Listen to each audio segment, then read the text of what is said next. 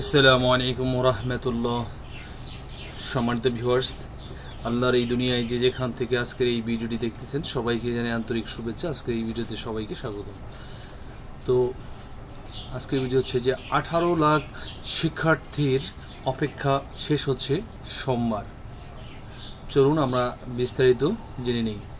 চলতি বছরের এসএসসি ও সমমানের পরীক্ষার ফলাফল আগামী সোমবার অর্থাৎ 10 আগস্ট প্রকাশিত হতে যাচ্ছে। এর মাধ্যমে 11টি শিক্ষা বোর্ডের অধীনে থাকা 18,57,344 জন শিক্ষার্থীর দীর্ঘ আড়াই মাসের প্রতীক্ষার অবসান ঘটছে। সাধারণ নিয়ম অনুযায়ী এসএসসি ও সমমানের লিখিত পরীক্ষার শেষ হওয়ার 60 দিনের মধ্যে ফলাফল প্রকাশ করা হয়। সেক্ষেত্রে গত 20 জুলাই ফল প্রকাশের কথা ছিল, তবে নির্ধারিত সময়ের প্রায় 3 সপ্তাহ পর এবার এসএসসি ফল প্রকাশ করতে যাচ্ছে শিক্ষা বোর্ডগুলো। এবছর দেশের 11টি শিক্ষা বোর্ডের অধীনে 18,57,344 জন শিক্ষার্থী পরীক্ষায় অংশগ্রহণ নিয়েছেন। এর মধ্যে ছাত্র 9,30,305, ছাত্রী 9,27,339 জন, 30,666 জন শিক্ষা প্রতিষ্ঠানের শিক্ষার্থী 3,885টি কেন্দ্রে পরীক্ষায় অংশগ্রহণ নেন। তাদের মধ্যে সাধারণ শিক্ষা বোর্ডের পরীক্ষার্থী 14,18,318 জন, মাদ্রাসা বোর্ডে দাখিল 3,03,286, কারিগরি বোর্ডে 1,34,660 জন। এসএমএসের মাধ্যমে ফল জানতে পারবেন শিক্ষার্থীরা। পাশাপাশি সব শিক্ষা বোর্ডের ওয়েবসাইটেও ফল প্রকাশ করা হবে। বাংলাদেশ আন্তঃশিক্ষা বোর্ড সমন্বয় কমিটির সভাপতি ও ঢাকা বোর্ড চেয়ারম্যান অধ্যাপক ডক্টর সৈয়দ আখতারুজ্জামান এই তথ্য জানিয়েছেন। তিনি বলেন, সব বোর্ডের ওয়েবসাইটে ফলাফল পাওয়া যাবে। স্ব বোর্ডের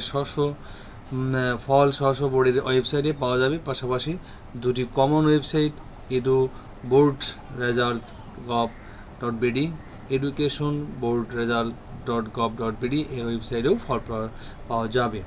এসএমএসে ফল জানা যাবে যেভাবে মোবাইল ফোনে যে কোনো সিম ব্যবহার করে এসএমএস পাঠানো যাবে। এক্ষেত্রে মেসেজ অপশনে গিয়ে এসএসসি লিখে স্পেস দিয়ে বোর্ডের নামের প্রথম 3 অক্ষর লিখে রোল নাম্বার দিতে হবে।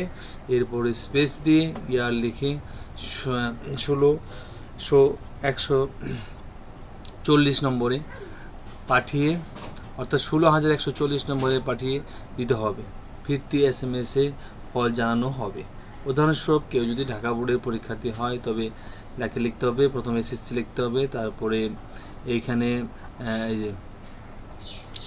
এইভাবে লিখতে হবে, বোর্ডের নাম 3 অক্ষর লিখতে হবে, তারপরে এইখানে এই 16,140 নম্বরে পাঠাতে হবে, সেন্ড করতে হবে। ঠিক আছে, যেমন ঢাকা DHA, এই যে প্রথম 3টা অক্ষর DHA, তারপর রোল, তারপরে ইয়ার। ঠিক আছে, প্রথমে যে বোর্ড থেকে পরীক্ষা দেওয়া হবে ওই বোর্ডের 3টা অক্ষর, তারপরে রোল নাম্বার, তারপরে ইয়ার। আচ্ছা, তারপরে এই নাম্বারে পাঠাতে হবে। আবার কেউ যদি মাদ্রাসা বোর্ডের দাখিল পরীক্ষার্থী হয় তাহলে তাকে এসএসসি লিখতে হবে, তারপরে এই যে MAD লিখতে হবে, মাদ লিখতে হবে, তারপরে রোল, তারপরে ইয়ার লিখতে হবে। আর কারিগরি বোর্ডের হলে এখানে এসএসসি লেখার পর ট্যাগ দিতে হবে, তারপর রোল, তারপরে ইয়ার, তারপরে 16,140 নম্বর পাঠাতে হবে। প্রতিটি এসএমএসের জন্য 1 টাকা 39 পয়সা কাটা হবে, চার্জ প্রযোজ্য, সব ট্যাক্স অন্তর্ভুক্ত। ঠিক আছে, তো আজকে ভিডিও এখানে শেষ করছি। ভালো থাকবেন সবাই। আল্লাহ হাফিজ। আসসালামু আলাইকুম রহমতুল্লাহ।